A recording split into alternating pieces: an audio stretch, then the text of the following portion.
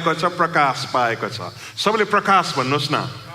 प्रकाशमा उसले के देख्न लागेको छ? जुन व्यक्तिलाई संसारले चाहिँ अगमवक्ता भन्दैछ, जुन व्यक्तिले यहुदीहरूको धर्मगुरु भन्दैछ, जुन व्यक्तिलाई बत्तिस यूहन्ना भनेर मान्छेले भन्दैछ, अनि यत्रो दिनसम्म चाहिँ हामीले एउटा रब्बी या गुरु भनेर उहाँको पछि लागेको, यत्रो दिनसम्म चाहिँ इजरायलको उद्धारकर्ता, इजरायलको राजा भनेर हामीले पछ्याएको यो व्यक्ति चाहिँ अब्बुई, उहाँ त को रहेछ? जीवित परमेश्वरको पुत्र ख्रीष्ट रहेछ। पत्रुसले अचानक प्रकाश पाएको छ। प्रभु यीशुले त्यति बेला के साह्रो मजाको कुरा के भनेको छ? योहानेसको छोरो सिमोन, तिमी धन्य हौ, किनभने मानिसबाट तिमीले कुरा पाएको होइनौ, तर स्वर्गमा हुने परमेश्वरले तिमीलाई यो कुरा प्रकट गर्नुभएको हो। अनि जसै प्रभु यीशुले त्यो भन्नुभयो नि, त्यहाँदेखि दोस्रो कुरा पत्रुसलाई प्रभु यीशुले भन्नुभयो। त्यो भन्नुभएको कुरा चाहिँ के थियो भनेदेखि नि, आजदेखि म तिमीलाई के भन्दैछु, तिमी पत्रुस हौ, अनि यस चट्टानमाथि म मेरो मण्डली स्थापना गर्ने छु। अहिले एकछिनमा हामी त्यस बारेमा डिटेलमा चर्चामा जानेछौँ।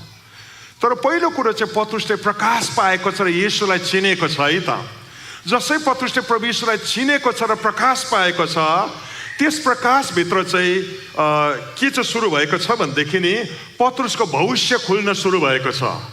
उसले प्रभु येशूलाई चिनेको छ सबैभन्दा पहिला, अनि प्रभु येशूलाई पाएको प्रकाशभित्र चाहिँ उसको के खुल्न सुरु भएको छ? परमेश्वरले उसलाई कसरी आफ्नो योजनाको लागि चलाउन चाहनुहुन्छ। प्रभु येशूले सिधै भनिहाल्नु भयो, तिमी पत्रुस हौ। पत्रुस भन्नुको मतलब चाहिँ एउटा पत्थर है त। अनि यस चट्टानमाथि चाहिँ म के गर्नेछु? आफ्नो मण्डली स्थापना गर्न लागेको छु। पत्रुस, तिमीले जुन प्रकाश पायो अहिले भर्खर, त्यो प्रकाश चाहिँ यति साह्रो शक्तिशाली छ, तिमीले यसलाई समातेको छौ। यसर्थ तिमीले यो प्रकाशलाई समातेको कारण अब यहाँदेखि उसो चाहिँ म तिम्रो जीवनलाई चाहिँ मेरो योजनाको लागि चलाउन सुरु गर्नेछु। सबैले योजना भन्नुहोस् न। पहिलो कुरा शब्द आयो प्रकाश भन्ने शब्द है त। दोस्रो शब्द आयो योजना। परमेश्वरले के भन्यो भनेदेखि अब चाहिँ म तिमीलाई एउटा पत्थरको रूपमा चलाउन सुरु गर्नेछु र तिमीले पाएको यो प्रकाशबाट चाहिँ यस्तो खालको मण्डली स्थापना हुनेछ। प्रश्न आउँछ कस्तो खालको? सबैले कस्तो खालको भन्नुहोस् न।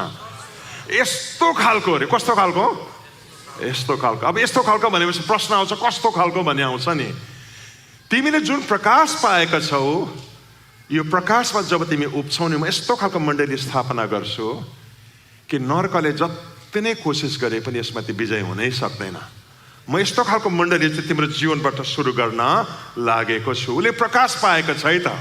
अनि प्रकाश जसै उसले देख्न लागेको छ, त्यति बेला चाहिँ उसको जीवनमा परमेश्वरको योजना खुल्न सुरु भएको छ। तर तेस्रो कुरा पनि म तपाईँको ध्यान लगिहाल्छु। तेस्रो कुरा चाहिँ के छ भने, अहिले भर्खर उसले प्रकाश पाएको, कसैले नपाएको प्रकाश उसले पायो। अब दोस्रो कुरा चाहिँ के छ भनेदेखि, उसले पाएको प्रकाश यति साह्रो शक्तिशाली छ। यीशु प्रभु आफैले भन्दै हुनुहुन्छ कि यो प्रकाश यति साह्रो शक्तिशाली छ, पत्रुस तिमी यो प्रकाशभित्र पसेको कारणले गर्दा अब तिमीद्वारा चाहिँ एउटा यस्तो खालको मण्डली सुरु हुन लागेको छ। नर्कले जति नै जोड गरोस् त्यसमाथि विजय हुनै सक्दैन। दुईवटा शक्तिशाली कुरा भनेको छ है त। तर त्यो भन्दै गर्दाखेरि त्यहाँदेखि उसो चाहिँ प्रभु यीशुले भन्न लाग्नु भयो अरे, अहिले भर्खर पत्रुसले जुन कुरा भन्यो म तिमीलाई बताउँदैछु। पत्रुसले अहिले भर्खर प्रभुबाट प्रकाश पाएको छ कि म चाहिँ जीवित परमेश्वरको पुत्र ख्रीष्ट हुँ। अनि अब म तिमीलाई के बताउन लागेको छ? आजसम्म कहिले पनि नसुनेको कुरा बताउन लागेको छु। म मारिनुपर्छ, म ख्रीष्ट हुँ, अनि म संसारको उद्धार गर्न आएको हुँ। तर त्यो उद्धार चाहिँ नि तिमीले सोच्छौ होला ढाल तरवार धनु र भालाले दिने उद्धार हो, इजरायलको पुनर्स्थापना। तर तिमीले जस्तो सोच्दैछौ त्यस्तो हुँदैन। अबको केही दिनमा चाहिँ म मारिन लागेको छु। तिमीले मलाई पछ्याउँदैछौ, तर यस्तो खालको समय आउँदैछ, तिमीले हेर्दा हेर्दै म पक्राउ पर्नेछु, हेर्दा हेर्दै मलाई बाँधिनेछ, अनि तिमीहरू भागेर भाग हुनेछौ, अनि तिमीले हेर्दा हेर्दै म मारिनेछु मात्र भनेको थियो। पत्रुस जुरुक्क उठेर के भन्नु थाल्यो भन्नुहोस् त? अघि प्रकाश पाउने पत्रुसले चाहिँ, प्रभु त्यस्तो कुरा नगर्नुहोस्, तपाईँ त हाम्रो लिडर पो त, तपाईँलाई यस्तो जुनसुकै कुरा गर्नु सुहाउँछ, तपाईँ कहाँ मारिन्छ? तपाईँ मारिनुहुन्न, हामी बचाउँछौँ, हामी छौँ। तपाईँ आफैले यस्तो मारिने हरेस लाग्दो कुरा गर्यो भने त संसारले के भन्छ तपाईँलाई भनेर पत्रुसले कुनामा लगेर यीशु प्रभुलाई नि हप्काउन थाल्यो अरे। कहाँ हुन्छ प्रभु? सबैको सामु भनेन अरे, कुनामा अलिक पर तानेर लगेर यता आउनुहोस् त, यता आउनुहोस् त, तपाईँसित मेरो अलिकति कुरा छ। कुनामा लगेर के भनेर भनेदेखि नि, तपाईँले के कुरा गरेको, के बोलेको, मुखमा जे आयो तपाईँले त्यतै बोल्दै जानुहुन्छ? तपाईँ जस्तो पोजिसनमा पुगेको मान्छेले त बोल्दाखेरि त होसियारको साथमा बोल्नुपर्ने। यत्रो मान्छेले तपाईँलाई भरोसा गरेर पछ्याइराखेको छ, तपाईँले मर्ने कुरा गर्नुहुन्छ? यो मुभमेन्ट के हुन्छ? अलिक सोचेर बोल्नुहोस् न त भनेको थिएँ अरे। प्रभुले पत्रुसलाई यसो हेरेर अघिदेखि भनेको थियो, वाह सिमोन, यो चाहिँ नि तेरो बुद्धिले भेटेको होइन, परमेश्वरले माथिबाट दिएको प्रकाश हो भन्ने पत्रुसलाई चाहिँ नि प्रभुले अचानक के भने अरे, यसो हेरेर, शैतान, यो तँ बोलेको होइन पत्रुस, यो शैतान बोल्दैछ, यी जा यहाँबाट भनेर के गरे अरे भन्नुहोस् त, निकालेर खेद्यो अरे है त। अनि तेस्रो शक्तिशाली कुरा चाहिँ म तपाईँलाई बताउन लागेको कुरा चाहिँ के हो भनेदेखि नि, जब तपाईँले प्रकाश पाउनुहुन्छ त्यस प्रकाशभित्र नि तपाईँले आफ्नो जीवनका लागि परमेश्वरको योजनालाई भेटाउन सुरु गर्नुहुन्छ। तर परमेश्वरको योजनालाई जस्तो तपाईँले भेटाएर तपाईँले त्यसलाई समात्नुहुन्छ र त्यसभित्र पस्न मात्र सुरु गर्नुहुन्छ नि, तपाईँ शैतानको आक्रमणको अधीनमा आउन सुरु गर्नुहुन्छ। याद राख्नुहोस्, जुन मान्छेले पनि परमेश्वरबाट प्रकाश पाएको छ त्यो मान्छेले परमेश्वरको योजना आफ्नो जीवनको लागि भेटेको हुँदछ। आमेन भन्नुहोस् न। अनि जुन मान्छेले पनि आफ्नो जीवनको लागि परमेश्वरको योजनालाई भेटाउँदछ र त्यसलाई जिउनु चाहिँ सुरु गर्दछ नि, त्यो मान्छे चाहिँ शैतानको लागि डेन्जरस मान्छे हुँदछ। अनि शैतानले त्यो मान्छेको जीवनमाथि आक्रमण गर्न सुरु गर्दछ। आजको दिन म तपाईँलाई के चाहिँ बताउन लागेको छु भने स्पिरिचुअल वारफेयरको बारेमा केही कुरा बताउन लागेको छ। आत्मामा चल्ने लडाइँको बारेमा केही कुरा बताउन लागेको छु। धेर जसो मान्छेले नि आत्माको लडाइँको बारेमा विश्वास गर्दैन, आत्माको संसारमा लडाइँ चल्छ भन्ने कुरालाई विश्वास गर्दैन। कसैले विश्वास गर्छ तर यो कस्तो हुन्छ उनीहरूले बुझेका हुँदैनन्। कतिले के गर्दछ भनेदेखि नि यो कुरालाई पत्याउँदैन, आत्माको संसारमा लडाइँ चल्ने स्पिरिचुअल वारफेयर या आत्मिक लडाइँ हुन्छ भन्ने कुरालाई उनीहरूले कहिले पनि विश्वास गर्दैन। तर एउटै कुरा याद राख्नुहोस्, बाइबलले चाहिँ के भन्छ भने हामी यस्तो खालको लडाइँभित्र छौँ जुन लडाइँमा हामीले लड्दै गरेको शत्रु चाहिँ रगत र मासुले बनेको शत्रु होइन। हामी शरीरमा रगत र मासुले बनेको मान्छे छौँ। त्यसले गर्दा हाम्रो आँखाले जुन कुरा देख्छ त्यही कुरालाई मात्र साँचो ठान्छौँ है त। तर तिमीहरूको विरुद्धमा एउटा यस्तो खालको लडाइँ चल्दैछ, यस्तो खालको शत्रुले तिमीहरूमाथि आक्रमण गरिराखेको छ जो शरीरले बनिएको होइन, रगतले बनिएको होइन, मासुले बनिएको होइन, तर आत्माको संसारमा चाहिँ प्रधानता, शक्ति, अख्तियार र राज्यलाई सञ्चालन गर्दै गरेको एउटा यस्तो खालको शत्रुहरूसित तिमीले लडाइँ गरिराखेका छौ। अनि आजको दिन म तपाईँलाई के भन्छु भनेदेखि तपाईँको जीवनको लागि लडाइँ चल्दैछ, तपाईँको जीवनको लागि लडाइँ चल्दैछ। अनि त्यो लडाइँ तपाईँले देखिराख्नु भएको छैन। त्यो लडाइँले ल्याउँदै गरी कतिवटा घटना देख्दाखेरि तपाईँलाई प्राकृतिक घटना जस्तो लाग्दै होला, तर तपाईँको जीवनमा घट्दै गरेको थुप्रै घटनाहरू चाहिँ संजोगले घटेको होइन, प्राकृतिक कारणले गर्दा घटेको होइन। अब म तपाईँलाई केही पलमा यो कुरा बुझाउँदै लान्छु। आज म तपाईँलाई सबै कुरा कम्प्लिट गर्न भ्याउँदैन होला, तर भोलि पनि म यसलाई कन्टिन्यू गर्छु। तर आज जति सक्दो हामी भ्याउने कोसिस गर्छौँ। यो टिचिङलाई चाहिँ तपाईँले बुझ्दै जानुभयो भनेदेखि यसको उज्यालोमा तपाईँले फर्केर आफ्नो जीवनलाई यसो हेर्न सुरु गर्दाखेरि तपाईँले के देख्नुहुन्छ भने तपाईँको जीवनमा घट्दै गरेको धेरैवटा घटना चाहिँ दुर्घटना होइन, तपाईँमाथि अट्याक हुँदैछ। तपाईँको जीवनमा घट्दै गरेको धेरैवटा घटना चाहिँ प्राकृतिक रूपमा हुँदै गरेको घटना होइन, कसैले चाहिँ त्यो घटना घटाउँदैछ भन्ने कुरा तपाईँले चाल पाउनुहुन्छ। तपाईँको जीवनमा आउँदै गरेको समस्या, तपाईँले भोग्दै गरेको दुःख, तपाईँले सामना गर्दै गरेको परिस्थिति, तपाईँले जुन कुरालाई सामना गर्नुभयो, कतिवटा दुर्घटनाको बिचबाट जानुभयो होला, तपाईँको कतिको जब लस भयो होला, तपाईँहरू कतिजनाको घरमा यति बेला पनि समस्या चलिराखेको छ होला, तपाईँले ती सबै कुरालाई प्राकृतिक आँखाले हेर्दा चाहिँ घटना देख्नुहुन्छ। तर परमेश्वरको वचनको उज्यालोमा तपाईँले हेर्दै लानु चाहिँ भयो भनेदेखि वास्तवमा ती घटनाहरू चाहिँ त्यसै आएको होइन, त्यसको पछाडि एउटा कारण छ भन्ने कुरा तपाईँले बुझ्दै जानुहुन्छ। यद्यपि तपाईँलाई अलिकति भनिदियो टिचिङभित्र पस्दै गर्दाखेरि जीवनमा आउने सबै समस्या, सबै दुर्घटना, सबै रोग, सबै नमिठा कुराहरू चाहिँ आत्मिक लडाइँ होइन। कतिवटा घटना चाहिँ केले गर्दा आउँछ भन्दाखेरि प्राकृतिक कारणले गर्दा आउँछ। यसर्थ सबै कुराको दोष हामी शैतानलाई लाउनु सक्दैनौँ। कतिजनाले खोक्छ, किन खोकेको भन्दाखेरि चिसो लागेको हुन्छ र खोक्छ, हामी शैतानलाई त्यसको दोष लाउन सक्दैनौँ। कतिवटा घटनाको पछाडि प्राकृतिक कारण हुन्छ, नानीहरू बिग्रिन्छन् अनि त्यो सबै कुराको दोष शैतानलाई लाउन सक्दैन। उनीहरूलाई सही एन्भाइरोन्मेन्ट नदिएको कारणले गर्दा ती नानीहरू बिग्रिन्छन्। उनीहरू कहाँ जाँदैछन् हामीले नसोधेको कारणले गर्दा, उनीहरूको हेरविचार नगरेको कारणले गर्दा उनीहरूको जीवन बिग्रिन्छन्। कोही बेला देशमा जब इकोनोमिक डाउनटर्न आउँछ अनि देशको अर्थव्यवस्था जब तल जान्छ, कतिको जब लस हुन्छ, शैतानले खाएको होइन है त, त्यो प्राकृतिक कारणले गर्दा हुँदै गरेको हुन्छ। सबैले प्राकृतिक कारण भन्नुहोस् न। जीवनमा आउने सबै दुःख लाग्दो घटना चाहिँ शैतानले ल्याएको होइन, कतिवटा प्राकृतिक कारणले गर्दा पनि आउँदछ है त। कतिवटा समस्या चाहिँ केले गर्दा आउँदछ भनेदेखि नि मूर्खताले गर्दा आउँदछ। शैतानले ल्याएको होइन, प्राकृतिक घटनाले ल्याएको नि होइन, तर हाम्रो मूर्खताले गर्दा ल्याएको है त। नगर्नु भन्ने कुरा थाहा छ, यो गर्नु हुँदैन भने पनि बुझेको हो, तर गरौँ गरौँ गरौँ गरौँ लागि त हाल्छ। अनि अब हात चिलाएर आइहाल्छ, मुख चिलाएर आइहाल्छ, गरी पठाउँछ अनि गर्दाखेरि बङ्ग भत्केर समस्यामा पर्छ र दोष कसलाई लाग्छ भन्नुहोस् त? हजुर, शैतानलाई। मूर्खता भन्नुहोस् न। कतिवटा समस्यामा चाहिँ हामी मूर्खताले गर्दा पनि पर्छौँ। यसो त सबै समस्या चाहिँ शैतानले ल्याएको होइन, सबै समस्या आत्मिक लडाइँ पनि होइन। कतिवटा चाहिँ प्राकृतिक कारणले गर्दा घट्दछ, चिसो लागेर घट्दछ, कतिवटा नखानु पर्ने कुरा खाइपठाउँदाखेरि घट्दछ, कतिवटा घटना चाहिँ हाम्रो मूर्खताले गर्दाखेरि घट्दछ है त। तर कतिवटा घटनाहरू चाहिँ वास्तवमा यसो तपाईँले हेर्नुभयो भनेदेखि नि तपाईँले हेर्दाखेरि प्राकृतिक कारण जस्तो लाग्ला, तर त्यसको पछाडि एउटा शक्तिले काम गर्दैछ। तपाईँको जीवनमाथि आक्रमण हुँदैछ, कुनै शक्तिले योजनाबद्ध ढङ्गमा तपाईँको जीवनमाथि हात हाल्ने कोसिस गरिराखेको छ। अनि यस्ता समस्या चाहिँ प्राकृतिक समाधानले हट्दैन, यस्ता समस्या ट्रिटमेन्टले पनि हट्दैन। अनि यो कुरा हुनुको लागि तपाईँले आत्माको संसारमा त्यसलाई कसरी बाँध्नु या खोल्नु भन्ने कुरा सिक्न जरुरी छ। यद्यपि म तपाईँलाई आजको दिन जुन आत्माको लडाइँको कुरा गर्दैछु नि, यो मैले त्यति बेसी चर्चा गर्ने सब्जेक्ट होइन, म एकदमै थोरै मात्र यसको चर्चा गर्छु, किनकि यो चाहिँ एउटा बहसको विषय हो। यो कुरा सुरु भएर इन्टरनेटमा पस्ने साथ दुई ग्रुप निस्किहाल्छ है त। एक ग्रुपले चाहिँ के भन्छ, हो पक्का हो पक्का हो, अनि उनीहरूले सबै कुरामा भूत देख्छ। बाटोमा चिप्लेर लड्यो भने पनि भूतले लडायो भन्ने ग्रुपहरू छ, टाउको दुख्यो भने पनि भूतले दुखायो भन्ने ग्रुप छ,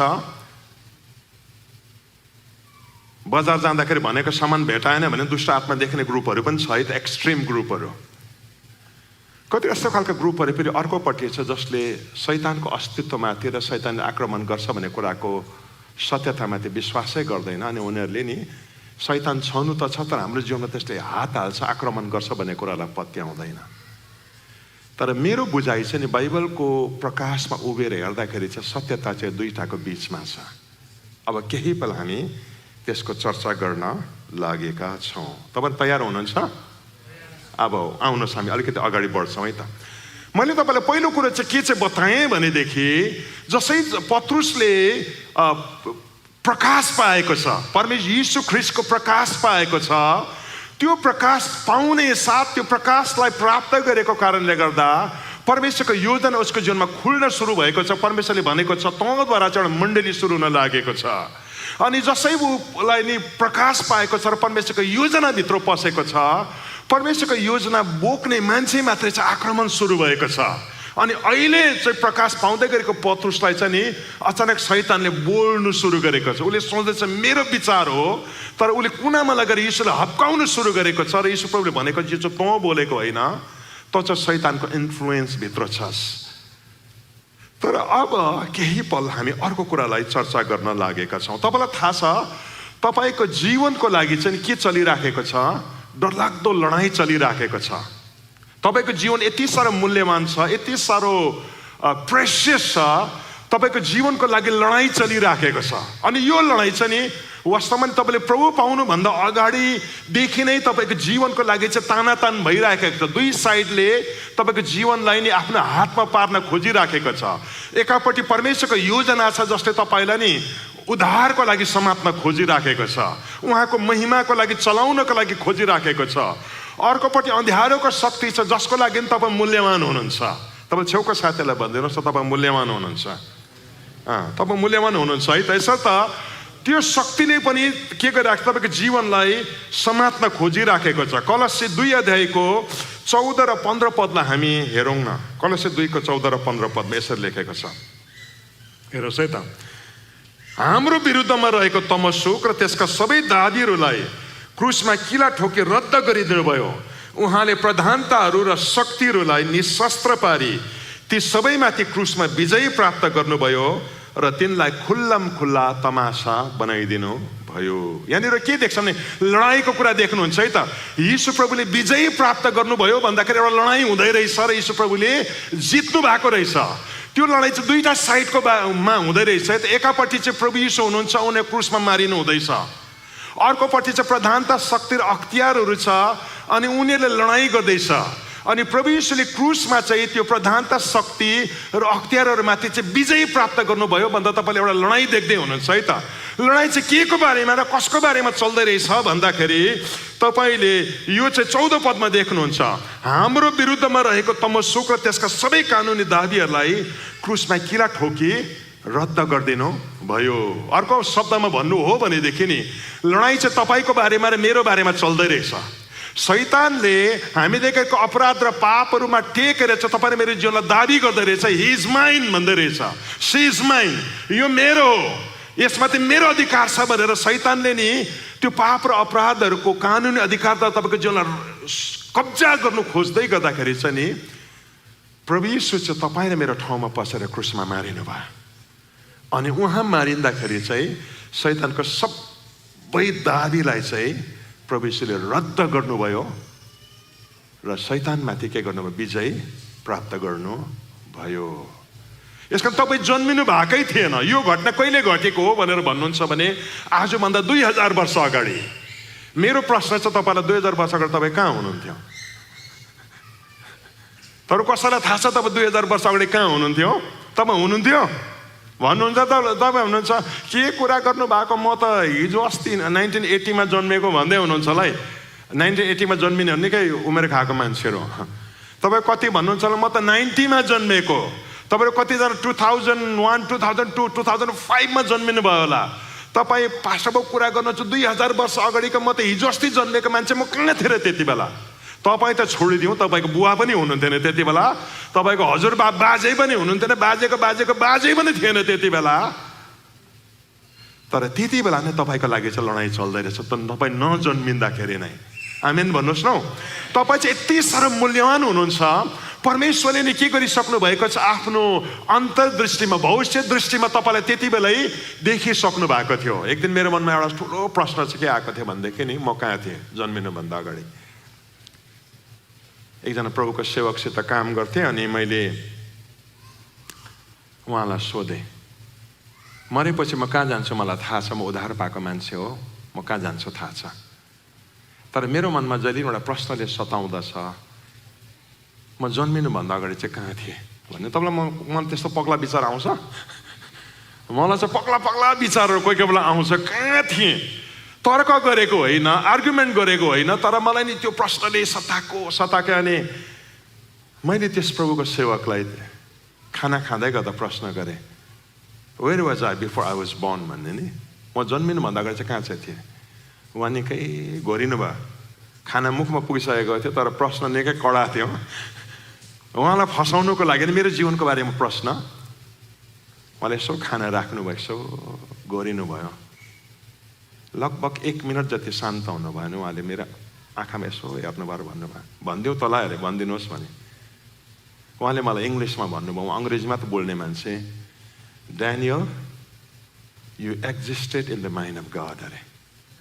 त जन्मेको थिएनस् तर त्यति बेला विचारको रूपमा छ त ईश्वरको मनभित्र थिइस्। जब सही समय आयो त्यति बेला चाहिँ परमेश्वरले त्यो विचारबाट चाहिँ के गरे, तँलाई भूत निकालेर जब आमाको गर्भमा हाल्यो त्यति बेला चाहिँ तेरो शरीर रचना भयो।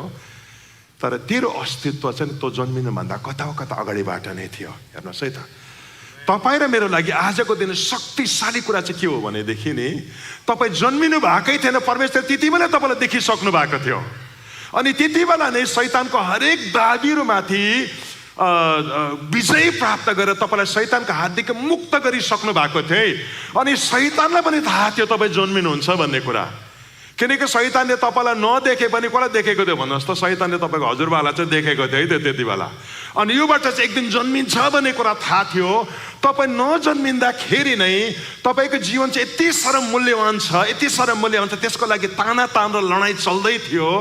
त प्रभु येशूले क्रुसमा मारिँदाखेरि चाहिँ के गर्नुभयो भनेदेखि नि उहाँले शत्रुको सबै कानुनी दाबीलाई चाहिँ रद्द गर्नुभयो। हेर्नुहोस् है त, आज कानुनी दाबीको बारेमा चर्चा गर्ने टाइम छैन, तर जब तपाईँले कसैको ऋण खानुहुन्छ नि त्यो मान्छेको लिगल राइट तपाईँको प्रपर्टीमाथि हुँदछ। हेर्नुहोस् है त, तपाईँले लोन लिएर घर बनाउनु भयो र तिर्नु चाहिँ भएन भनेदेखि ब्याङ्क आएर के गर्दछ, तपाईँको गाडी हो कि अब घर हो कब्जा गर्ने अधिकार पाउँदछ। किनभनेदेखि कानुनी दाबी चाहिँ त्यो जुन दिन हामीले अपराध गऱ्यौँ नि त्यो दिन चाहिँ शैतानको लिगल राइट हामी माथि थियो है त। तर साह्रो मजाको कुरा चाहिँ के छ भनेदेखि नि प्रभु येशू चाहिँ संसारमा आउँदाखेरि उहाँ परमेश्वरको पुत्र हुनुहुन्थ्यो तर मानिसको पुत्र बन्नुभयो। तपाईँ जो हुनुहुन्छ तपाईँ बन्नुभयो र परमेश्वरले नि अगाबसलाई उहाँभित्र हाल्नुभयो, डानियल क्षेत्रलाई उहाँभित्र हाल्नुभयो, पुष्पलाई उहाँभित्र हाल्नुभयो। अनि यीशु मारिँदै गर्दाखेरि चाहिँ सन अफ गड भएर होइन अगाबस भएर मर्नुभयो, डानियल भएर मर्नुभयो, पुष्पा भएर मर्नुभयो। तपाईँहरूको जनाको नाम मलाई थाहा छैन, भोलिसम्म त याद हुन्छ मलाई। तर मर्दै गर्दाखेरि चाहिँ नि उहाँ परमेश्वरको पुत्र होइन तपाईँ बनेर मर्नुभयो है त। अनि तपाईँको सारा अपराध चाहिँ परमेश्वर क्रुसमा रद्द जब गर्नुभयो नि त्यो दिन चाहिँ के भएको भन्नुहोस् त, तपाईँको मर्टगेज कसैले तिरिदियो। अब चाहिँ तपाईँको गाडी तान्नुको लागि आउने मान्छेलाई न तैँले सुन्नु सक्दैनस्, तेरो दाबी के भइसकेको छ, रद्द भइसकेको छ। आमेन भन्नुहोस् न। अनि त्यो दिन चाहिँ प्रभु येशूले तपाईँको जीवनमा त्यो चल्दै गरेको लडाइँलाई सधैँभरिको लागि जित्नुभयो। मजाको कुरा चाहिँ के छ भने शैतान क्रुसमा हारेको छ। आमेन भन्नुहोस् न। शैतान क्रुसमा के भएको छ, हारेको छ। सबैले मेरो पछि पछि भन्नुहोस् ल, शैतान क्रुसमा हारेको छ। त्यो हरुवा हो भन्नुहोस् न, त्यो हारिसकेको छ। म तपाईँलाई गहिरो कुरा भन्यो, तपाईँले शैतानलाई जित्नु पर्दैन। He is already defeated. क्रुसमा प्रभु येशूले त्यसलाई के गरिसकेको छ, जितिसकेको छ। अनि क्रुसमा नि प्रभु येशूले शैतानको सबै दाबीलाई जसै खोसे नि तपाईँको जीवनमाथि त्यसले आफ्नो अधिकारलाई के गरिसकेको छ, हराइसकेको छ। सुन्नुहोस्, अब गहिरो कुरामा जाँदैछ। तपाईँको जीवनमाथि नि त्यसको दाबी हराएको छ, त्यसले लडाइँ हारिसकेको छ। अनि त्यसले जब त्यहाँ लडाइँ हार्यो नि त्यसलाई थाहा छ अब यो लडाइँ त्यसले कहिले पनि जित्नु सक्दैन। त्यसकारण त्यसले अब यो लडाइँलाई चाहिँ अर्को एरियामा लग्यो। मलाई सोध्नुहोस् कुन एरियामा भन्नुहोस् न। क्रुसमा प्रभु येशूले यसको उद्धार किनिसकेको छ, तर म यसको उद्धारलाई देख्नै दिन्न।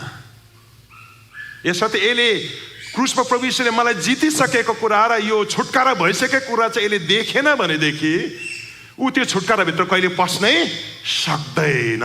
यसर्थ आजको दिन शैतानलाई थाहा छ त्यो क्रुसमा हारिसकेको छ, तपाईँको जीवनमाथि त्यसले अधिकार हराइसकेको छ। तर त्यसले यो चाहिँ जान्दछ कि तपाईँलाई चाहिँ त्यो प्रकाश पाउनदेखि चाहिँ रोक्नु सक्यो भनेदेखि नि उद्धारभित्र पस्नदेखि रोक्नु सक्छ। यसर्थ आजको दिन शैतानले तपाईँ र मेरो जीवनमा उद्धार नपाएका मानिसहरूको जीवनमा चाहिँ नि यीशुको प्रकाशभित्र पस्नदेखि रोक्ने कोसिस गर्दछ। त्यसलाई थाहा छ क्रुसमा त्यो हारिसकेको छ, तर त्यसले लडाइँ जित्ने अर्को एउटा चान्स चाहिँ के छ भनेदेखि नि क्रुसमा प्रभु येशूले गरिसकेको छुटकाराको प्रकाश चाहिँ मान्छेलाई देख्नदेखि रोक्नु सके भनेदेखि प्रभु येशूले किनेको छुटकाराभित्रमा मान्छेलाई पस्नदेखि रोक्नु सक्छु भन्ने कुरा त्यसले जानेको छ। दोस्रो कोरिन्थी 4 अध्यायको 3 देखि लिएर 6 पदलाई हामी हेर्न लागेका छौँ। ल, दोस्रो कोरिन्थी 4 को 3 देखि 6 मा यसरी लेखेको छ, सबैले एकसाथमा पढौँ है त। हाम्रो सुसमाचार घुम्टोले ढाकिएको भए तापनि यो नष्ट हुनेहरूको निम्ति मात्र घुम्टोले ढाकिएको छ। तिनीहरूको विषयमा भनौँ भने ख्रीष्ट जो परमेश्वरको रूप हुनुहुन्छ उहाँको महिमाको सुसमाचार तिनीहरूले नदेखुन् भनेर यस संसारको देवले अविश्वासीहरूको समाजलाई अन्धो तुल्याइदिएको छ। हामी आफ्नै प्रचार गर्दैनौँ, तर यीशुको खातिर हामी तिमीहरूको दास भएर यीशु ख्रीष्ट नै प्रभु हुनुहुन्छ भनी प्रचार गर्दछौँ। जुन परमेश्वरले अँध्यारोबाट उज्यालो चम्कोस् भन्नुभयो उहाँ हाम्रो हृदयमा चम्कनु भएको छ, ताकि परमेश्वरको महिमाको ज्ञानको ज्योति ख्रीष्टको मुहारमा चम्कोस्। यहाँनिर के लेखेको छ भनेदेखि नि, यस संसारको देवले विश्वासमा नआइसकेको मान्छेहरूको लागि, विश्वास गरि नसकेको, यीशुलाई नचिने मान्छेहरूको समाजलाई चाहिँ के गरिदिएको छ अरे, अन्धा तुल्याइदिएको छ। यीशुले क्रुसमा छुटकारा गरिसकेको छ, तर शैतानलाई थाहा छ यसले चाहिँ देख्यो भनेदेखि त्यो छुटकारालाई समाउँछ, यसले देख्यो भनेदेखि छुटकाराभित्र पस्छ। त्यसले गर्दा नदेखोस् भनेर चाहिँ प्रभु नपाएको मान्छेको समाजलाई चाहिँ शैतानले के गर्दछ, अन्ध्यारो तुल्याइदिएको छ। तपाईँले आफ्नो जीवन सोच्नुहोस् त, तपाईँले प्रभु यीशुलाई पाउनुभन्दा अगाडि तपाईँले कति चाहिँ सुसमाचारलाई विरोध गरेको। प्रचार गर्न आउने मान्छेलाई त ठाडै खेदेको थियो होला है त तपाईँहरूले। सिकुवामा भित्रिनु दिएको थिएन, हाम्रो धर्म बिगार्ने भनेको थियो, संस्कृति बिगार्ने। सायद यस्तो मान्छे यहाँ छैन होला है, प्रचारकलाई बाटैमा पिट्ने मान्छेहरू कतिजना छ होला।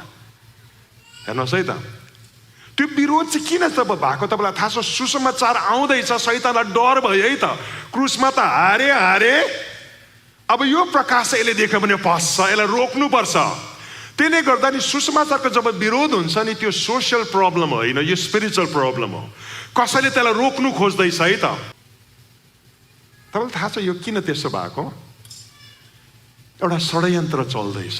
शैतानले के गर्दैछ, अन्ध्यारोमा बसेको मान्छेको त्यो मस्तिष्कमा चाहिँ उज्यालो नचम्कियोस्, उसको आत्माले उज्यालो नदेखोस् भनेर बाइबलले के भन्छ भनेदेखि नि, अहिले भर्खर पढेको पदमा, यो संसारको देवले विश्वास नगर्ने मान्छेहरूको समाजलाई चाहिँ के तुल्याइदिएको छ, अन्धो तुल्याइदिएको छ। त्यसले गर्दा तपाईँले सुसमाचारलाई विरोध गर्नुभयो, मैले पनि सुसमाचारलाई विरोध गरेँ, हाम्रो घर घरानाले सुसमाचारलाई विरोध गर्यो। तर त्यो निष्पट्ट त्यो मस्तिष्कलाई अँध्यारो पारेको बेलामा पनि नि बाइबलले के भन्छ भनेदेखि, परमेश्वरको वचन चाहिँ यति साह्रो शक्तिशाली थियो अरे। अन्ध्यारोको बिचमा उभिएर उज्यालो होस् भन्ने जुन परमेश्वरको वचन छ, त्यो वचन चाहिँ यति साह्रो शक्तिशाली थियो अरे। शैतानले कति अन्धा तुल्याउनु खोज्दा दुईटा कारणले गर्दा चाहिँ तपाईँले प्रकाश देख्नुभयो।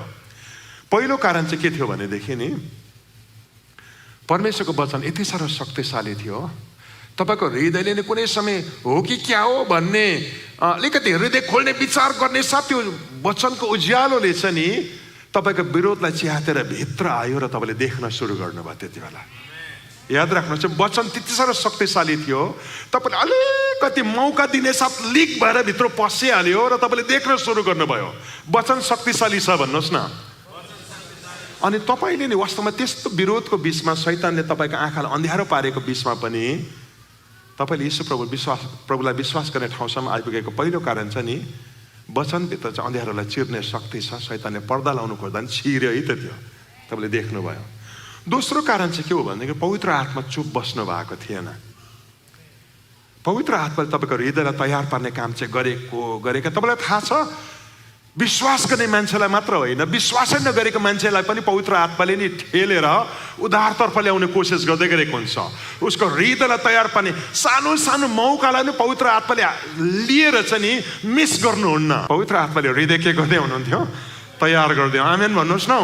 वास्तवमा नि संसारको देवले चाहिँ के गर्छ भन्नुहोस् त, तपाईँको समाजलाई अन्धो नै तुल्याइदिएको हुन्छ। त शैतानको कोसिस चाहिँ के हो, त्यो क्रुसमा त हार्यो, तर तपाईँलाई त्यो प्रकाश पाउनुदेखि रोक्नुको लागि त्यसले अर्को फिल्डमा लडाइँ गर्दैछ, तपाईँलाई उद्धारभित्र पस्न नदिनका लागि। तर वचन शक्तिशाली छ, अँध्यारोलाई चिरेर पनि तपाईँसम्म आइपुग्यो। अनि पवित्र आत्मा पनि चुप बस्नु भएको थिएन। म तपाईँलाई के चाहिँ बताउन खोज्दैछु भनेदेखि नि, तपाईँले प्रभु पाउनुभन्दा अगाडिदेखि तपाईँको जीवनको लागि तानातान चलेको।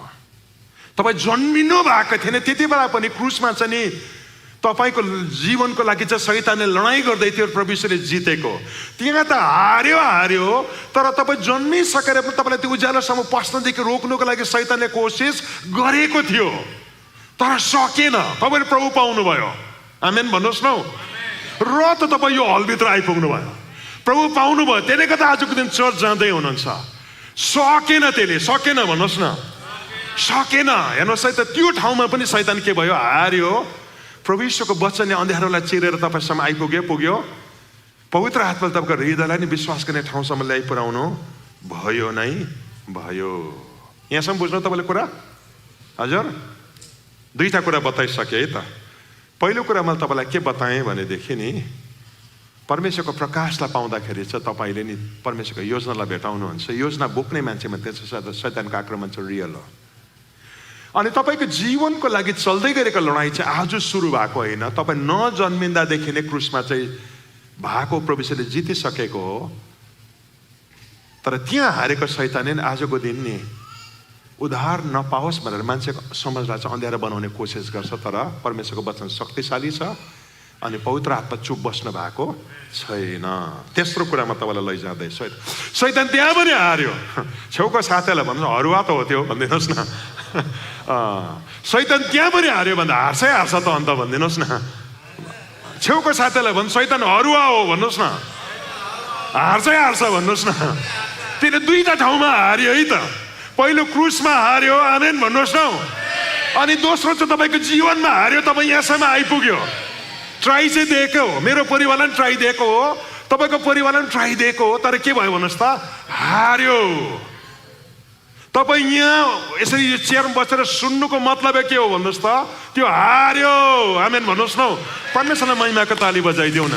मेरो उद्धारको लागि यसो तपाईँलाई धन्यवाद, मेरो छुटकाराको लागि धन्यवाद, मलाई यहाँसम्म ल्याइपुर्याउनको लागि ल्याइपुर्याउनु भएको लागि धन्यवाद।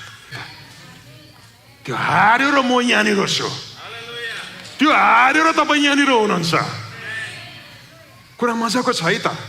तर कुरा चाहिँ के आयो भनेदेखि नि साह्रो मजाको कुरा चाहिँ अब तेस्रो कुरामा जाउँ। तपाईँले आशिष पाउँदै हुनुहुन्छ? यस, तेस्रो कुरामा जाउँ। अब तेस्रो कुरा चाहिँ के हो भने त्यसलाई थाहा भयो म यहाँ पनि हारेँ। अब त्यसले नि तपाईँको जीवनलाई तेस्रो इलाकामा लडाइँलाई लाँदैछ। त्यो क्रुसमा पनि हार्यो पहिलो इलाकामा, त्यसले लडाइँलाई अर्को मैदानमा लग्यो तपाईँको जीवनलाई प्रकाशभित्र पस्नदेखि रोक्नको लागि। तर तपाईँले प्रकाश पाउनुभयो, यीशु चिन्नुभयो, तपाईँ छुटकाराभित्र पस्नुभयो, त्यसलाई थाहा छ मैले उद्धार पाउनुदेखिलाई रोक्नु सकिनँ। अब त्यसले लडाइँलाई चाहिँ तेस्रो इलाकामा लग्यो।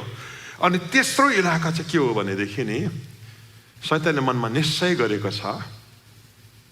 के निश्चय गरेको छ अब हेर्नुहोस्, रेडी हुनुहुन्छ? ओके, एफिसी 2को 2 र 3 पदलाई हामी पढ्न लागेका छौँ। एफिसी 2को 2 र 3 पदमा यसरी लेखेको छ, सबैले पढौँ ल। यिनैमा यस संसारको रीति अनुसार आकाशको शक्तिको मालिक अनुसार अनेककारिताको सन्तानमा अहिले काम गर्ने आत्मा अनुसार तिमीहरू अघि एकपल्ट चल्दथ्यौ।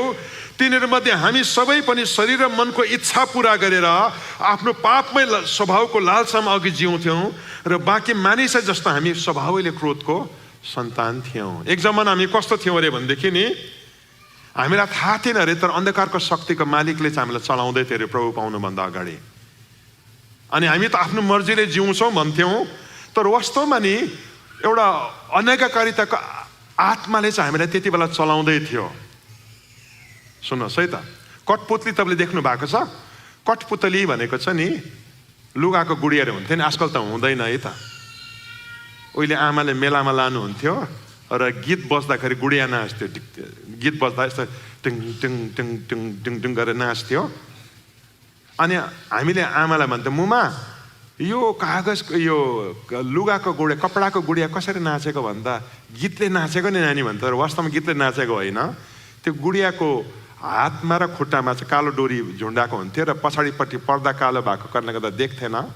अनि जसै गीत डिक्चिक डिक्चिक डिक्चिक बस्थ्यो त्यो गुडिया के हुन्थ्यो यस्तो यस्तो नाच्थ्यो। तर वास्तवमा नि पर्दा पछाडिबाट 4वटा काठ समातेर चाहिँ कसैले के गर्थ्यो त्यो गुडियालाई हल्लाउँदैछ।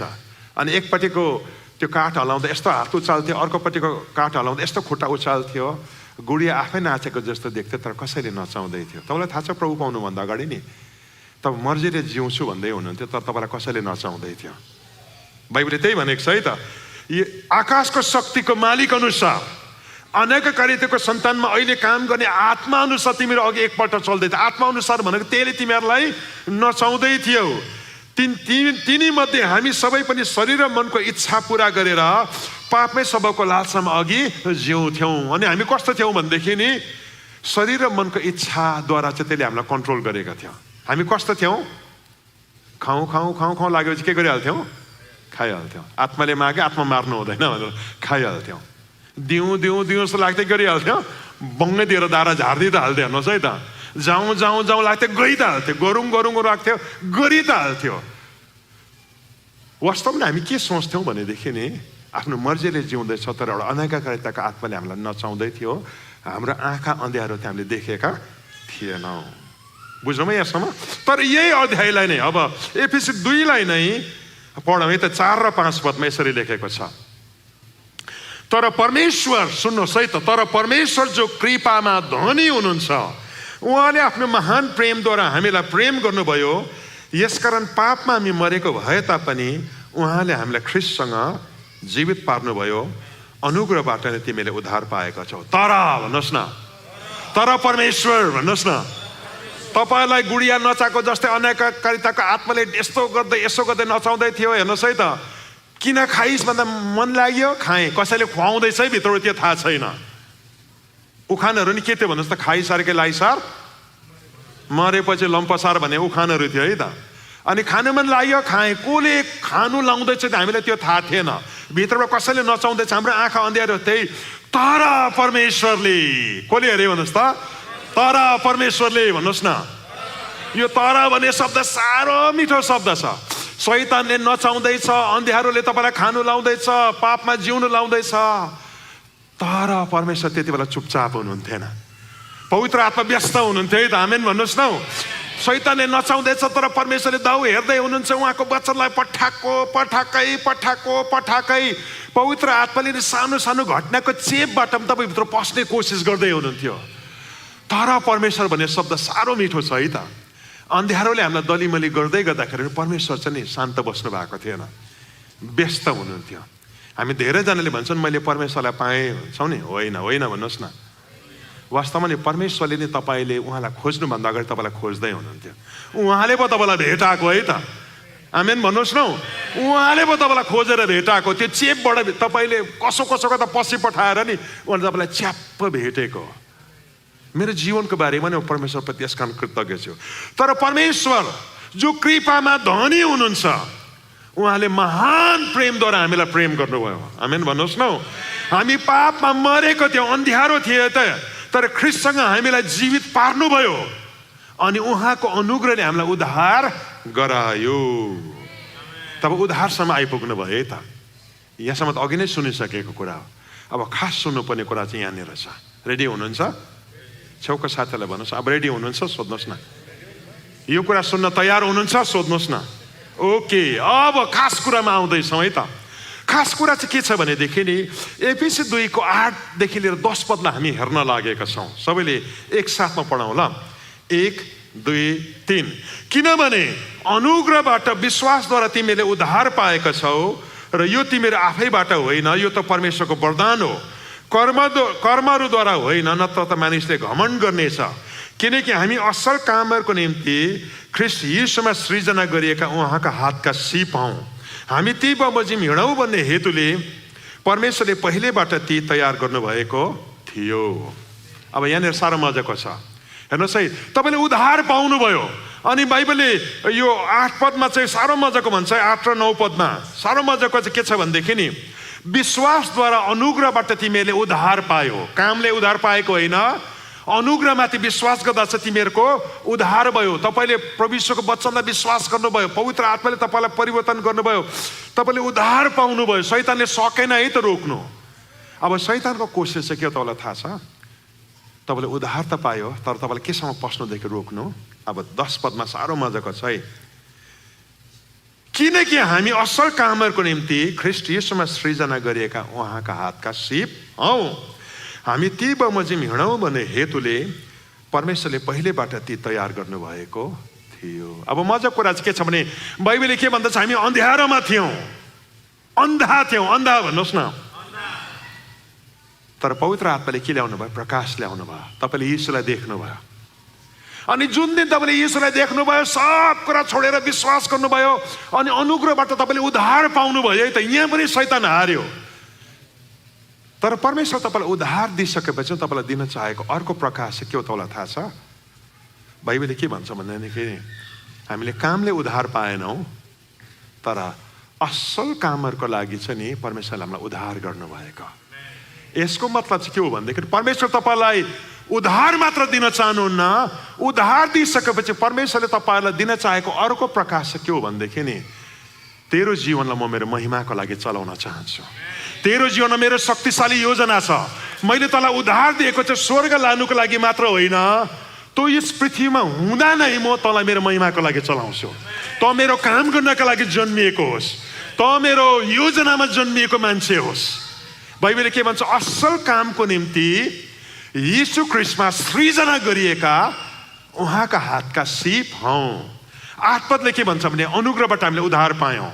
तर 10 पदले के भन्छ? एफएसी 2:10ले असल कामको लागि परमेश्वर तपाईँलाई यीशु ख्रीष्टमा फेरि सृष्टि गर्नु भयो। सिप भनेको छ त सिप। सिप भनेको के हो तल थाहा छ? के हो सिप भनेको? एउटा कलाकारले बनाएको सर्वोत्तम कलाकृतिलाई चाहिँ उसको हातको सिप भन्छ। इतिहास तपाईँले कतिको पढ्नु भएको छ थाहा छैन, तर तपाईँलाई थाहा छ लियोनार्डो डा विन्सी भन्ने मान्छेले सुन्दर नक्साहरू बनाएको छ। नामी नक्सा बनाउने चित्रकार हो, पेन्टर हो। तर उसको सर्वोत्तम कलाकृति मास्टरपिस के हो तपाईँलाई थाहा छ? मोनालिसा। सुन्नुभएको तपाईँले? उसले जिन्दगीमा त्यस्तो नक्सा चाहिँ कहिले पनि बनाएन भन्छ। माइकल एन्जेलो भन्ने मान्छे थियो, मूर्तिकार है त, ढुङ्गाबाट चाहिँ मूर्ति बनाउँथ्यो। क्रिस्चियन होइन है, क्रिस्चियन कुरा गरेको होइन, मूर्तिकारको कुरा गरेको। त्यो मान्छेले डेभिड एन्ड गोलायत भन्ने जुन मूर्ति बनायो नि, त्यो चाहिँ अहिले बोल्ला जस्तो छ, प्राण पो छ कि जस्तो लाग्छ अरे त। त्यो उसको के हो जस्तो सर्वोत्तम कलाकृति, शिव भन्नुहोस् न, मास्टरपिस भन्नुहोस् न। हामीले साहित्यमा पढ्थ्यौँ है त स्कुलमा र कलेजमा, अनि नेपालीको कविहरूको बारेमा पढ्नु त महाकवि लक्ष्मीप्रसाद देवकोटाको बारेमा पढ्नु पर्थ्यो, थुप्रो कविता पढ्नु पर्थ्यो। तर उसले जिन्दगीमा नि मुना मदन जतिको सुन्दर कृति चाहिँ त्योभन्दा अगाडि कहिले रचेको थिएन, त्यसको बादमा कहिले पनि रचेन। देवकोटाले मर्ने बेलामा चाहिँ के भने, मेरो सबै कलाकृति चाहिँ म मरेपछि जलाइदियो भने नि मलाई मन दुख्दैन, तर मुना मदन चाहिँ राखिदिनु है भनेको थियो अरे। त्यो चाहिँ के भन्नुहोस् त? Best masterpiece. मास्टरपिस भन्नुहोस् न, शिव भन्नुहोस् न।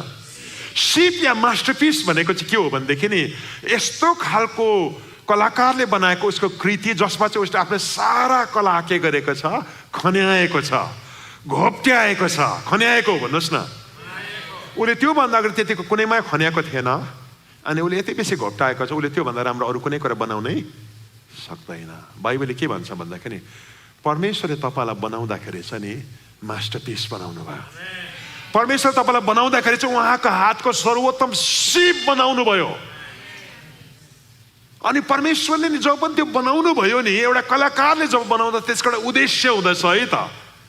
लियोनार्डो डा विन्सीले चाहिँ किन बनायो भने यो मोनालिसा हेर्दाखेरि चाहिँ नि म मरेर गइसकेको मान्छेले मलाई याद राख्छ।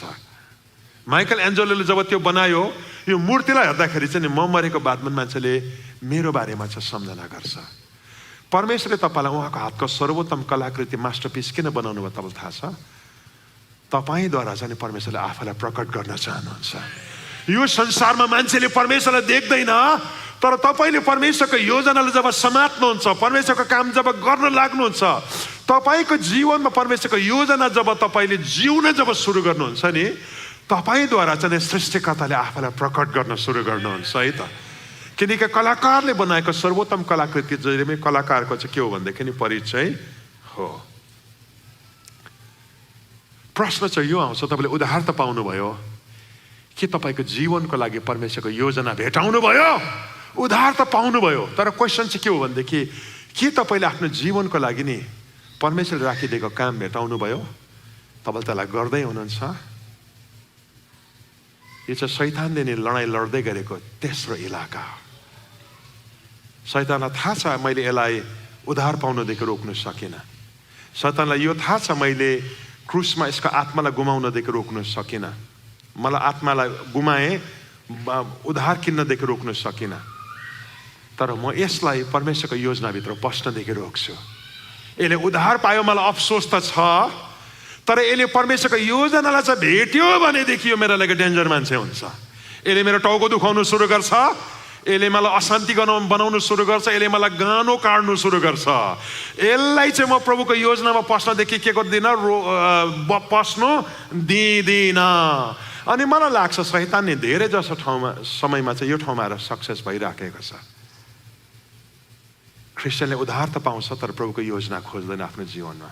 प्रभु उद्धारको लागि धन्यवाद त भन्छ तर त्यति क्वेसन, प्रभु तपाईँले मलाई के को लागि चलाउन चाहनुहुन्छ, मेरो जीवनमा तपाईँको योजना के हो सोध्दैन है त। तर आज यहाँबाट फर्किनुभन्दा अगाडि नि तपाईँले एटलिस्ट एउटा क्वेसन गर्नुहोस् परमेश्वरलाई, प्रभु म उद्धारको लागि धन्यवाद दिन्छु तर मलाई उद्धार मात्र पाएर सन्चो छैन, मेरो जीवनको लागि तपाईँको योजना के हो। प्रभु मैले उद्धार त पाएँ, म धन्यवाद दिन्छु तर मेरो जीवनमा नि तपाईँले राखिदिएको काम चाहिँ के हो, तपाईँले मलाई कस्तो कामको लागि चाहिँ चलाउन चाहनुहुन्छ। जब तपाईँले यो योजनालाई भेटाउनुहुन्न नि, तपाईँले जीवनलाई चाहिँ गलत कुराको लागि खर्च गर्न सुरु गर्नुहुन्छ। सुन्नुहोस् है त, के को लागि खर्च गर्नुहुन्छ, पैसा कमाउनका लागि। अनि पैसा पैसा पैसा पैसा पैसा पैसा पैसा। म जतिपल्ट अमेरिका र क्यानाडा आउँछु नि, एउटा राम्रो कुरा पनि देख्छु र कोही कोही बेला अलिक खलो खलो पनि देख्छु है त। पहिला आउँदाखेरि गाडीको आकार सानो, 2-3 सालमा आउँदा हाम्रो गाडीको आकार के हुँदैछ, बढ्दै जाँदैछ। पहिला आउँदाखेरि पैसा कम्ती कमाउने मान्छे अलिक पैसा धेरै कमाउने मान्छे भएर जाँदैछ। तपाईँ राम्रो जब पाउने कोसिसमा हुनुहुन्छ, तपाईँको जीवनलाई राम्रो भन्दा राम्रो बनाउने। हाम्रो मोबाइलको आकारहरू पनि बढ्दै ठुलो हुँदै जाँदैछ है त। हाम्रो घरमा चलाउने चिजबिजको दाम पनि पहिला जुन दाममा हामी सन्तुष्ट बस्छौँ त्यसमा हामी अब उक्लेर अझै माथि जाँदैछौँ। अनि हाम्रो जीवन चाहिँ नि वास्तवमा केमा बित्दैछ भन्नुहोस् त, पैसा कमाउनु, जीवनमा राम्रो कुरा हासिल गर्नु, उन्नति भएर जानु, प्रमोसन भएर जानु, उक्लिनुमै बितेर जाँदैछ। तर जीवन त्यतिको लागि हो, क्वेसन आउँछ है त, होइन भन्नुहोस् न। परमेश्वरले तपाईँलाई नि संसारमा जन्माएको र यीशु चिनाको एउटा शक्तिशाली कारण चाहिँ के हो, उहाँले तपाईँलाई चलाउन चाहनुहुन्छ। तपाईँको जीवनको लागि उहाँसित के योजना छ। पैसा कमाउनु नराम्रो हो, होइन होइन भन्नुहोस् न। के गाडी ठुलो हुनु नराम्रो हो, होइन। गाडी त के तपाईँले हावाजहाजमा चढ्नुहोस्, तपाईँको आफ्नै प्राइभेट जेट भयो भने मलाई चाहिँ चित्त दुख्दैन, अनि परमेश्वरले पनि चित्त दुख्दैन। यो कल्टको खोजी गर्नेहरूलाई मात्रै चित्त दुख्छ है त। कोले अब हेलिकप्टर किन्यो पास्टरले भन्ने खोजीमै छ, अनि त्यो हेलिकप्टर किन्ने पास्टर चाहिँ भेटेन भने उनीहरूको मिनिस्ट्री चल्दैन है त। हेर्नुहोस् है, किन अर्कालाई आलोचना गरेर के गरिरहेको छ, उनीहरू पेट भरिराखेको छ। तर बाइबलले चाहिँ के भन्छ भने परमेश्वर चाहिँ आफ्नो सन्तजनहरूको समृद्धिमा चाहिँ खुसी हुनुहुन्छ। आमेन भन्नुहोस् न। हेर्नुहोस् है त, परमेश्वर चाहिँ आफ्नो सन्तजनहरूको प्रस्पेरिटीमा चाहिँ के हुनुहुन्छ, खुसी हुनुहुन्छ। आमेन भन्नुहोस् न। याद राख्नुहोस्, तपाईँ कुन चाहिँ बाउ चाहिँ हुनुहुन्छ होला जसले नि आफ्नो नानीले राम्रो जुत्ता लाउँदा चाहिँ चित्त दुख्ने, मैले त खाली कोटा हिँडेको हेर त्यसले जुत्ता लाएछ भन्ने बाउहरू कोही छ भने यसो हात उचाल्नु चाहिँ म तपाईँको फोटो खिचेर लान्छु। किनकि इन्डियामा त्यस्तो बाउहरूको साह्रो अनिकाल छ। तपाईँ कोही यस्तो खालको आमा हुनुहुन्छ जसले नि आफ्नो छोरीले नि राम्रो लुगा लाउँदाखेरि तेरो उमेरमा त म फाटेको लाउँथेँ, तैँले किन लाइस् भन्ने कोही आमा छ भने यसो हात उचाल्नु चाहिँ तपाईँको नि फोटो खिचेर लान्छु, अनि मलाई मेरो फेसबुकको लागि चाहिएको छ त्यस्तो आमा बाउ छैन। मलाई थाहा छ तपाईँ कतिजना नि जिन्दगीमा जुत्तै नलाइकन स्कुल जानुभयो, स्कुलै जानु भएन कतिजना त। तर आज तपाईँको नानीले महँगो जुत्ता लाउँदा तपाईँको हृदय खुसी हुन्छ। आमेन भन्नुहोस् न। कतिजना आमाहरू हुनुहुन्छ फाटेको लुगा लाएर चाहिँ तपाईँ हुर्किनु पर्यो सिलाएर। तपाईँको नानीले आज नि असल लुगा महँगो लुगा लाउँदाखेरि तपाईँको हृदय चाहिँ के हुन्छ भन्नुहोस् त, तपाईँ आफैले लगाएको जस्तो लाग्छ। लाउनु त छोरीले लाउँदैछ तर तपाईँ आफैले लगाएको जस्तो खुसी प्राप्त गर्नुहुन्छ। बाइबलले के भन्छ भनेदेखि नि संसारमा कुन चाहिँ बाउ चाहिँ होला रोटी माग्दा नि ढुङ्गा ढुङ्गा लाखा ढुङ्गा भन्ने, कुन चाहिँ बाउ चाहिँ होला जसले नि माछा माग्दा चाहिँ नि साँप टिपेर माछा खान्छ ला आँगर भनेर कोब्रा साँप खाँदिदिने कोही बाउ छ? संसारको बाउ त दुष्ट बाउ त आफ्नो नानीको प्रस्पेरिटीमा खुसी हुन्छ भनेदेखि नि स्वर्गको बाउ त कति खुसी हुनुहुन्छ तपाईँ धनी हुँदाखेरि। आमेन भन्नुहोस् न। परमेश्वरले मजाले ताली बजाइदिनुहोस् न। यसो त परमेश्वर तपाईँको गाडीको विरुद्धमा हुनुहुन्न। आमेन भन्नुहोस् न। परमेश्वर तपाईँले पैसा कमाएको कुराको विरुद्धमा नि हुनुहुन्न। तपाईँको घर 2 कोठे अपार्टमेन्टदेखि चेन्ज भएर 4 बेडरुम अब घर भयो भनेदेखि परमेश्वर खुसी हुनुहुन्छ। कुरा बुझ्दै हुनुहुन्छ? तपाईँको खुट्टामा नि महँगो जुत्ता आयो भने परमेश्वर खुसी हुनुहुन्छ। तर भन्नुहोस् न, तपाईँको जीवनको लक्ष्य त्यो होइन। याद राख्नुहोस्, परमेश्वरले तपाईँलाई महँगो घरमा बस्नुको लागि मात्र बनाएको होइन, पैसा कमाउनुको लागि मात्र बनाएको होइन, जीवनमा उँभो लाग्नुको लागि मात्र बनाएको होइन। तपाईँको जीवनको लागि परमेश्वरसित योजना छ। आमेन भन्नुहोस् न। कहिले खोज्नु भएको छ त्यस योजनालाई, कहिले त्यस सोध्नु भएको छ, प्रभु मेरो जीवन के को लागि हो, मैले उद्धार त पाएँ तर मेरो जीवन के को लागि हो। तपाईँले परमेश्वरलाई सोध्न जरुरी छ। अनि एकचोटि जब तपाईँले परमेश्वरको योजनालाई भेटाउनुहुन्छ नि, तपाईँले के भेटाउन सुरु गर्नु तपाईँलाई थाहा छ? तपाईँको जीवनमा आउँदै गरेको प्रशस्तताको उद्देश्यलाई तपाईँले भेटाउन सुरु गर्नुहुन्छ। त्यति बेला जब तपाईँ परमेश्वरको योजनालाई भेटाउनुहुन्छ, प्रभुले मलाई यो कामको लागि चलाउन चाहनुहुन्छ, मेरो जीवनमा परमेश्वर गर्न चाहेको काम यो हो भनेर जब तपाईँले चाल पाउनुहुन्छ नि, तपाईँको हातमा नि हजारौँ डलर आउँछ, तर तपाईँले त्यो डलर चाहिँ आफ्नो इच्छा पुरा गर्नको लागि होइन, प्रभुको महिमाको लागि खर्च गर्न सुरु गर्नुहुन्छ है। त्यति बेला तपाईँको गाडी चाहिँ तपाईँले परमेश्वरको महिमा गर्ने एउटा इन्स्ट्रुमेन्टको रूपमा चलाउनुहुन्छ। त्यति बेला तपाईँको घर चाहिँ नि प्रभुको काम गर्ने ठाउँ हुँदछ, तपाईँको 4 बेडरुमको घर। परमेश्वरले नि प्रस्पेरिटी चाहिँ जहिले पनि पर्पजको साथमा दिनुहुन्छ। Prosperity with a purpose. Amen भन्नुहोस् न। यसो त तपाईँ प्रस्पर हुँदै जाँदा तपाईँको लुगाको दाम चाहिँ बढ्दै गयो, तर परमेश्वरले तपाईँबाट गर्न चाहेको कुरा के हो त्यो चाहिँ भेटाएन भनेदेखि नि शैतानले नि 2टा इलाकामा त तपाईँलाई जित्न सकेन, तर तेस्रो इलाकामा चाहिँ त्यसले तपाईँलाई जित्दैछ। तपाईँ एउटा लडाइँभित्र हुनुहुन्छ। तपाईँ के भित्र हुनुहुन्छ? लडाइँभित्र हुनुहुन्छ। तपाईँ छेउको साथीलाई भन्नुहोस् न, त्यो हरुवा हो भन्नुहोस् न। यहाँ पनि हार्छ त्यो भन्नुहोस् न। म प्रभुको योजनालाई भेट्छु भन्नुहोस्। त्यसभित्र पस्छु भन्नुहोस्। ठुलो गाडीले भुलिँदिन भन्नुहोस्। 4 बेडरुमको घरले भुलिँदिन भन्नुहोस्। म प्रभुको योजनाको लागि जिउँछु भन्नुहोस् न। महिमाको ताली बजाइदिउँ न प्रभुलाई ल।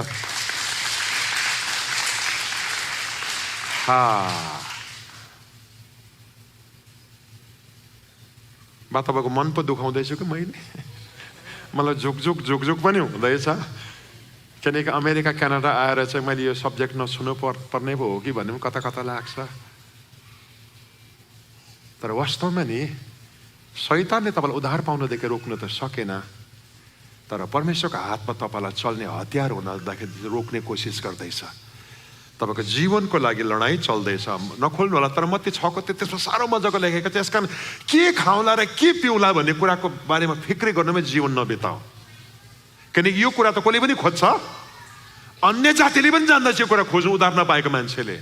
तिमीहरूको सोचाइ चाहिँ त्योभन्दा माथिल्लो लेभलको हुनुपर्ने हो भनेको त मत्ती 6 31, 32, 33मा। यसकारण पहिला परमेश्वरको राज्य र उहाँको के खोज? धार्मिकतालाई खोज। ठुलो गाडी त आफै थपिनेछ। हामी भन्नुहोस् न, 4 बेडरुमको घर आउँछ भन्नुहोस् न। तपाईँ $15 खाने मान्छे हुनुहुन्छ भने तपाईँ $25 त पुग्छ। यो त आउने कुरै हो, आउँछ भन्नुहोस् न। तर तपाईँको जीवनको उद्देश्य चाहिँ के हो त थाहा छ? परमेश्वरको धार्मिकता र उहाँको राज्य हो। तपाईँ के को लागि चाहिँ जिउँदै हुनुहुन्छ? के को लागि चाहिँ जिउँदै हुनुहुन्छ? आज मेरो प्रश्न, मेरो सक्ने बेला हुन लाग्यो है त। जुन मान्छेले पनि नि परमेश्वरको उद्देश्य आफ्नो जीवनमा भेट्दछ, परमेश्वरले उसलाई के को लागि चलाउन चाहनुहुन्छ, परमेश्वरले राखिदिएको काम के हो, ऊ कमाउनको लागि होइन तर परमेश्वरको त्यो काम गर्नका लागि जिउँछ र उसले आफ्नो जबलाई चाहिँ नि त्यो काम पुरा गर्ने एउटा साधन बनाउँदछ। उसको जीवनमा परमेश्वरले दिएको आशिषलाई चाहिँ नि परमेश्वरले राखिदिएको त्यो कामलाई पुरा गर्नका लागि चलाउने थोक बनाउँदछ है त। अनि जसै मान्छेले नि परमेश्वरको योजनालाई भेटाउँदछ अनि त्यसलाई जिउन सुरु गर्दछ नि, त्यो मान्छे चाहिँ के हो भन्नुहोस् त? डेन्जरस मान्छे हो। कस्तो मान्छे अरे? डरलाग्दो मान्छे। शैतान त्योदेखि चाहिँ डराउँछ। उद्धार पाएको मान्छेदेखि चाहिँ शैतान डराउँदैन, अफसोस हुन्छ मैले रोक्नु सकिनँ। तर परमेश्वरको योजनामा जिउने मान्छेदेखि चाहिँ शैतान किन डराउँछ भनेदेखि अबुई यसले त मलाई भत्काइ गर्छ। पत्रुसले पनि के गर्यो भनेदेखि यीशुको प्रकाश पायो। तपाईँ जीवित परमेश्वरको पुत्र ख्रिस्ट हुनुहुन्छ, प्रकाश भन्नुहोस् न। अनि त्यो प्रकाशभित्र उसको छुटकारा भयो। अनि उसको जीवनमा नि प्रभु यीशुले उसको जीवनमा परमेश्वरको योजनालाई खोल्नु भयो। पत्रुस, त चाहिँ पत्रुस होस् अनि यस पत्थरमाथि चाहिँ म के गर्छु, एउटा चर्च सुरु गर्छु, मेरो चर्च। यस्तो खालको चर्च जसलाई शैतानले जति नै कोसिस गरे पनि जित्नै सक्दैन। तपाईँलाई थाहा छ वास्तवमा नि पत्रुस भन्ने शब्दको मतलब के हो? ग्रिक भाषामा जुन पत्रुस भन्ने शब्द छ नि, पेट्रस भन्छ। तर प्रभु यीशुले यस पत्थर भन्ने जुन शब्द चलाउनु भयो त्यो चाहिँ पेट्रा भन्ने शब्द, दुईटा अलग अलग शब्द हो है त। पत्रुस भनेको चाहिँ सानो ढुङ्गा हो, तर प्रभु यीशुले सानो ढुङ्गाको कुरा गरेको छ, चट्टानको कुरा गर्दै हुनुहुन्छ। प्रभु यीशुले अर्को शब्दमा के भन्दै हुनुहुन्छ? पत्रुस, तेरो योग्यता नै हेर्नु हो भने चाहिँ त सानो पत्थर जस्तो छस्, तँमा कुनै पनि योग्यता छैन। तर तैँले पाएको प्रकाशलाई चाहिँ जब जिउन सुरु गर्छस् नि, त सानो पत्थर जस्तो देखिने मान्छेको जीवनमा भएको प्रकाश एउटा चट्टान जस्तो हुनेछ। शैतानले जति कोसिस गर्ने जित्न सक्ने छैन, चट्टानको पहाड जस्तै हुनेछ। सायद तपाईँहरूको यहाँनिर रकी माउन्टेन छ होइन? यहाँदेखि फैलेर तल अमेरिकासम्म पुगेको छ अरे भने सुन्छु है त, रकी माउन्टेन हलाउन सक्छ कसैले? प्रभु यीशुले पत्रुसको जब राखेको योजना चाहिँ के थियो? तँ जब प्रकाशमा जिउँछस् नि पत्रुस, यो प्रकाश तैँले जब प्रचार गर्न सुरु गर्छस्, यो चाहिँ रकी माउन्टेन जस्तै हुन्छ, हल्लाउनै सक्दैन कसैले पनि। म मेरो मण्डली यसमाथि स्थापना गर्नेछु भनेर जसै प्रभु यीशुले भन्नुभयो नि, शैतानले देखे ला पत्रुसले के भेट्यो? परमेश्वरको योजना भेट्यो। अब मेला हल्लाउनु सक्दैन, अब हिँड भयो, आक्रमण गर। अनि पत्रुसमाथि आक्रमण सुरु भयो है त। तपाईँले बाइबलको पदलाई हेर्नुहोस् न, तपाईँले कहाँ पाउनुहुन्छ भने लुकाको सुसमाचार 22 अध्यायको 31 र 32 पदलाई हामी पढ्नेछौँ। हेर्नुहोस् है त, लुका 22 को 31 र 32 पद लेखेको छ। सिमोन सिमोन, हेर शैतानले तिमीलाई गहुँ जस्तै निफन्ने अनुमति मागेको छ, तर मैले तिम्रो विश्वास नडगमगाओस् भनेर तिम्रो निम्ति प्रार्थना गरेँ, र फेरि तिमी म तर्फ फर्केपछि तिम्रो भाइहरूलाई स्थिर गराऊ। पत्रुसको असाइनमेन्ट चाहिँ के छ? चर्च स्थापना गर्ने, हल्लिँदै गरेको भाइहरूलाई स्थापना गर्ने। अनि त्यति बेला प्रभु यीशुले के भन्नुभयो भनेदेखि नि, शैतानले नि पत्रुस तेरो जीवनमा चाहिँ मूल्यवान भ्यालु देखेको छ, मेरो लागि त कति जरुरी छ त्यसले देखेको छ, म तँलाई कसरी चलाउन आँटेको देखेको छ। त्यसले गर्दा नाङ्लोमा गहुँ उफारेको जस्तो त्यसले तँलाई के गर्दैछ? उफार्दैछ, तँलाई हल्लाउनु खोज्दैछ। यसरी गहुँ तपाईँ यहाँ अमेरिका क्यानाडामा त गर्दैन त्यसो गहुँ के गर्छ हो यस्तो नाङ्लोमा? हजुर निफन्छ, हजुर नेपाल इन्डियामा चाहिँ गर्छ यसरी, गहुँ निफन्छ नि। शैतानले तँलाई चाहिँ के गर्नु सुरु गरेको छ? निफन्नु सुरु गरेको छ, हल्लाउने ट्राई गर्दैछ। पत्रुस, मैले तेरो लागि प्रार्थना गरेको छु किनकि तँ मेरो लागि मूल्यवान छस्। आमेन भन्नुहोस् न। छेउको साथीलाई भन्नुहोस्, तपाईँ परमेश्वरको लागि मूल्यवान हुनुहुन्छ भन्नुहोस् न। शैतानले तपाईँको जीवनमा आक्रमण किन चाहिँ गर्छ भनेदेखि नि, शैतानलाई थाहा छ तपाईँले परमेश्वरको योजना चाहिँ भेट्यो र यीशुले तपाईँलाई चलाउने चाहिँ सुरु गर्यो भनेदेखि नि